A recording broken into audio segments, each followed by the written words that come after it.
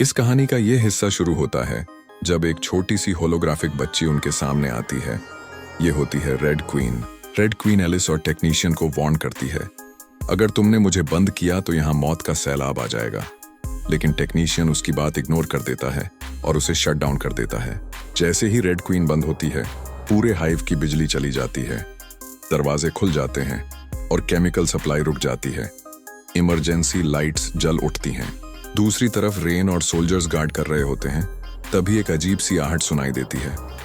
Rain investigate करने जाती है और एक बीमार औरत को देखती है, लेकिन जैसे ही वो मदद के लिए हाथ बढ़ाती है, वो औरत उस पर हमला कर देती है। सोल्जर्स उसे मार देते हैं, लेकिन अचानक वो लाश गायब हो जाती है। फिर अंधेरे से डरावने लोग निकलते हैं, आधे टूटे हुए, खून से भरे हुए, जिंदा लाशों की तरह। ज़ॉम्बीज। गोलियां चलती हैं, लेकिन कोई फायदा नहीं। ये लोग गिरकर दोबारा उठ जाते हैं। टीम भागती है, लेकिन गैस लीकेज और एक्सप्लोजन से सब बिखर जाते हैं। एलिस और मैट अलग हो जाते हैं। एलिस को धीरे धीरे अपनी ट्रेनिंग याद आनी शुरू होती है। वो ज़ॉम्बी डॉग्स को भी मार देती है। दूसरी तरफ मैट को पता चलता है कि जिस लड़की को वो ढूंढ रहा था, वो उसकी बहन थी और अब एक ज़ॉम्बी बन चुकी है। एलिस उसे मार देती है और मैट सच बताता है। वो पुलिस ऑफिसर नहीं, बल्कि अपनी बहन को बचाने आया था। उनकी ऑर्गेनाइजेशन अम्ब्रेला के इल्लीगल एक्सपेरिमेंट्स के खिलाफ थी और वो टी वायरस को एक्सपोज करना चाहते थे। एलिस को शक होता है कि शायद उसने ही मैट की बहन को धोखा दिया था। सब लोग वापस कंट्रोल रूम में मिलते हैं और रेड क्वीन को दोबारा एक्टिवेट करते हैं। रेड क्वीन बताती है, टी वायरस मुर्दों को जिंदा करता है, लेकिन उन्हें ज़ॉम्बी बना देता है। उन्हें सिर्फ दिमाग डिस्ट्रॉय करके या गर्दन तोड़कर मारा जा सकता है, और जो भी इन्फेक्टेड हो जाए वो भी ज़ॉम्बी बन जाता है। सब लोग शॉक हो जाते हैं और पता चलता है कि कुछ लोग पहले से ही इन्फेक्टेड हैं। रेड क्वीन उन्हें बाहर निकलने का एक सीक्रेट रास्ता बताती है। रास्ते में ज़ॉम्बीज हमला करते हैं। टेक्नीशियन गिर जाता है और इन्फेक्टेड हो जाता है। वो खुद को मारने का फैसला करता है, लेकिन बचकर निकल जाता है। टीम लैब तक पहुंचती है, जहां एलिस को याद आता है कि टी वायरस का एंटीडोट भी होता है।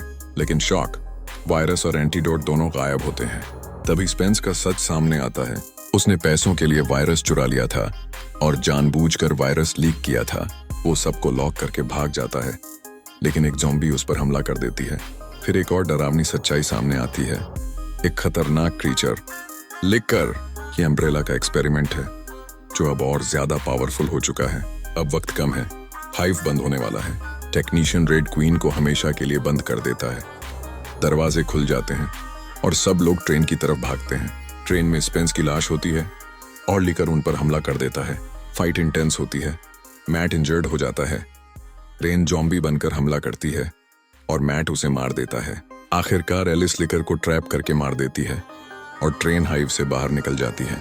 लेकिन कहानी यहीं खत्म नहीं होती। मैट इन्फेक्शन की वजह से म्यूटेट होने लगता है और अम्ब्रेला के साइंटिस्ट्स उसे पकड़कर नेमेसिस प्रोजेक्ट के लिए ले जाते हैं। एलिस को भी कैप्चर कर लिया जाता है। जब वो होश में आती है तो उसे अपनी सब यादें वापस आ जाती हैं और उसमें अजीब पावर्स भी आ चुकी होती हैं। वो सबको मारकर फैसिलिटी से निकल जाती है और यहीं से शुरू होती है एक नई कहानी। अगर आप जानना चाहते हैं कि एलिस की पावर्स कहां से आई और मैट का क्या बना, तो नेक्स्ट पार्ट जरूर देखें। वीडियो पसंद आए तो लाइक, सब्सक्राइब और बेल आइकन जरूर प्रेस करें।